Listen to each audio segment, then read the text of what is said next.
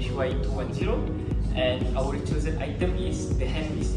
So let's see this video.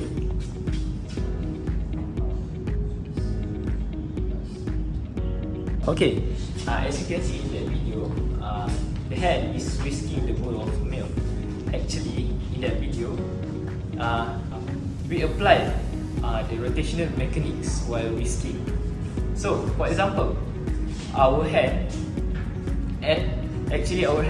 applies the torque to the whisk handle that causes the angular acceleration, and also the whisk has a moment of inertia.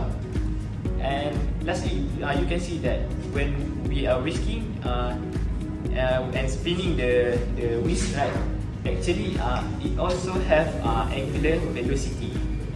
So we will explain to you the physics behind it in two parts, which is the needs and the approaches.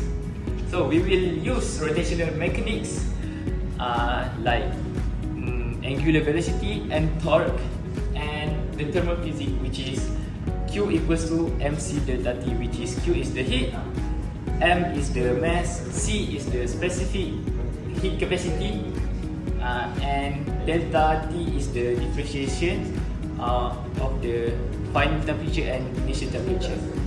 So let's get through it. Okay. Based on the rubric, there are several questions that we need to answer to justify our experiment. So the first question is, what physics-related needs or concept do we use to address this experiment? So the physics experiment or concept that we use is simultaneous mixing and gently release the heat without any heat sources, such as removing heat from a milk into the hot chocolate by gently mixing it, or gently mixing an egg to become like a mayonnaise. As for the next question, these are the physics principles that involved in our experiment. The first one is rotational mechanics. So your hand works like a top, and it can produce angular velocity and also a kinetic rotational energy.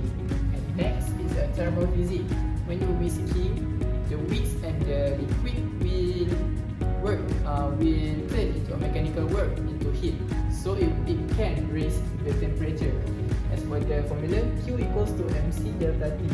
M is the mass, C is specific heat capacity, and delta T is the temperature changes. So these concepts are really useful in our real life situation. For example, making mayonnaise, where gentle warming helps emulsification. Next, we can dissolve a baby powder faster by slightly heating. And last but not least, as for the small kitchen without a stove, we can just slightly whisk and by a vigorous rotation, and we use rotational motion to make a heat for cooking. To get the whisk moving, we need to apply torque. Since the whisk has moment of inertia, the torque with the whisk will create angular acceleration. That is our first rule, which is torque equal to moment of inertia multiplied by angular acceleration. Okay. Once it is at full speed, it has angular velocity.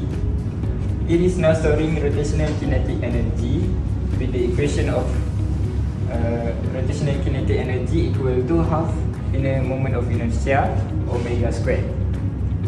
The faster it spins, the more energy it carries into the vector. The total power I'm putting in is P equal to tau omega. But not all of the power goes into mixing. Most of them are lost into friction, which turns it into heat, and that is where the thermodynamics begin. So next, let's look at the thermal physics. So it's not just about the mixing, it's actually about the energy transfer. So we notice that the heat energy actually doesn't come out of nowhere. When we spin the whisk, the frictional the friction actually heats up the wires through conduction, which then the heat disperses into the liquid, which heats up the liquid. So as we spin the whisk, the liquid actually fights back. So that is a frictional torque, and that means that there is work done on the liquid.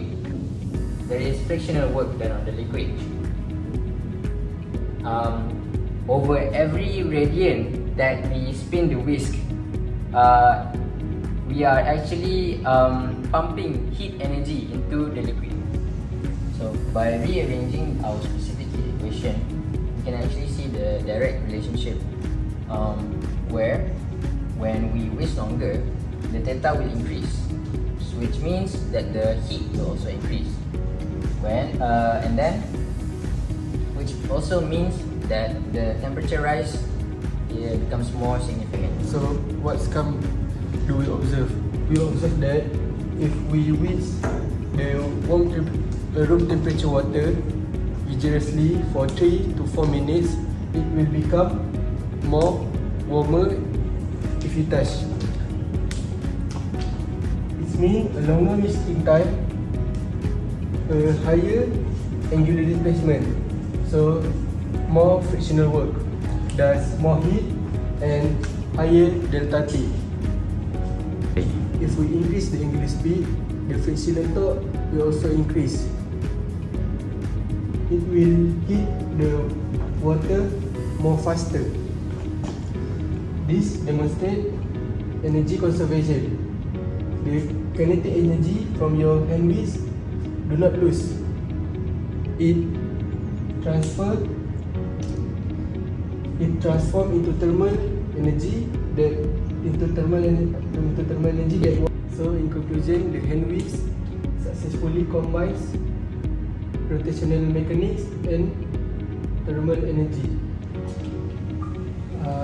to heat the water. So to conclude, we have shown the physics need, which is heating liquid while whisking it without a stove. So your hand applies the torque to spin the whisk, giving it the rotational kinetic energy. So the friction turns that energy into heat, and we use Q equals to delta T to find the temperature rise. So